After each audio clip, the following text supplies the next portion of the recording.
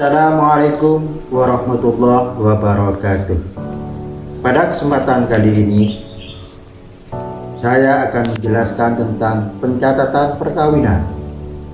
Namun sebelum kita berbicara tentang pencatatan perkawinan, terlebih dahulu kita harus mengetahui apa makna dari perkawinan itu sendiri. Perkawinan adalah ikatan lahir batin antara seorang pria dan seorang wanita sebagai suami istri dengan tujuan untuk membentuk keluarga yang kekal berdasarkan ketuhanan yang Maha Esa. Pencatatan perkawinan pada masa awal Islam, acara walimah merupakan bentuk pengakuan dan jaminan bagi masyarakat. Namun, seiring dengan perkembangan zaman dan perubahan kebudayaan di masyarakat serta kemajuan dalam hal administrasi dan ketatanegaraan, bentuk pengakuan masyarakat terhadap perkawinan di masa sekarang berubah menjadi tulisan, yaitu pencatatan perkawinan atau yang kita kenal dengan istilah akte nikah. Adapun dasar hukum dari pencatatan perkawinan, terdapat beberapa ketentuan peraturan perundang-undangan tentang pencatatan perkawinan yang telah lama berlaku di Indonesia. Di antaranya salah satunya adalah Undang-Undang Nomor 16 Tahun 2019 tentang perubahan atas Undang-Undang Nomor 1 Tahun 1974 tentang perkawinan dalam pasal 2 ayat 1 dan 2, di mana dalam undang-undang itu dijelaskan bahwa perkawinan adalah sah apabila dilakukan menurut hukum masing-masing agama dan kepercayaannya. Tiap-tiap perkawinan dicatat menurut peraturan perundang-undangan yang berlaku. Dalam KHI Kompilasi Hukum Islam juga memuat masalah pencatatan perkawinan ini pada pasal 5 ayat 1 dan 2. Pertama, agar terjamin ketertiban perkawinan bagi masyarakat Islam, setiap perkawinan harus dicatat. Yang kedua, pencatatan perkawinan tersebut pada ayat 1 dilakukan oleh pegawai pencatat nikah sebagaimana yang diatur dalam Undang-Undang Nomor 22 Tahun 1946 dan Undang-Undang Nomor 32 Tahun 1954. Yang selanjutnya juga dalam pasal 6 dijelaskan, untuk memenuhi ketentuan dalam pasal 5, setiap perkawinan harus dilangsungkan di hadapan dan di bawah pengawasan pegawai pencatat nikah. Perkawinan yang dilakukan di luar pengawasan pegawai pencatat nikah tidak mempunyai kekuatan. Adapun akibat dari adanya hukum perkawinan yang tidak tercatat: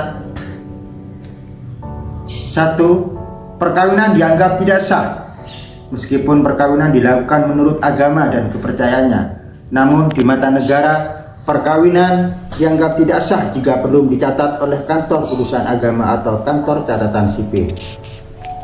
Kedua, anak hanya mempunyai hubungan perdata dengan ibu dan keluarga ibunya. Anak-anak yang dilahirkan di luar perkawinan atau perkawinan yang tidak tercatat, selain dianggap sebagai anak yang tidak sah, juga hanya mempunyai hubungan perdata dengan ibu atau keluarga ibu.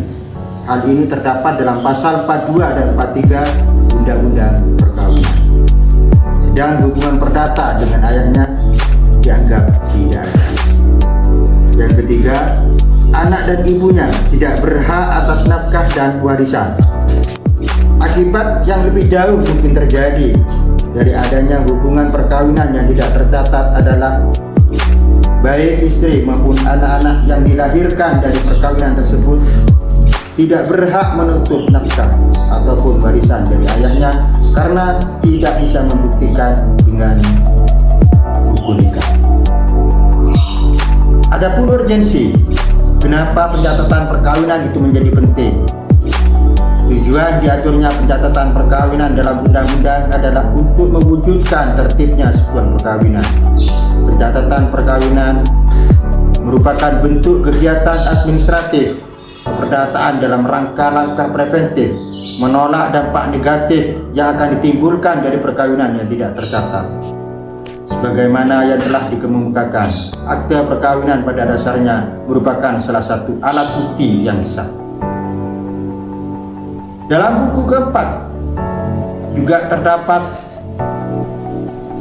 pada pasal 1865 Kitab Undang-Undang Hukum Perdata juga menyatakan bahwa diadakannya alat bukti adalah sebagai berikut. Pertama adalah sebagai dalil bahwa seorang mempunyai hak.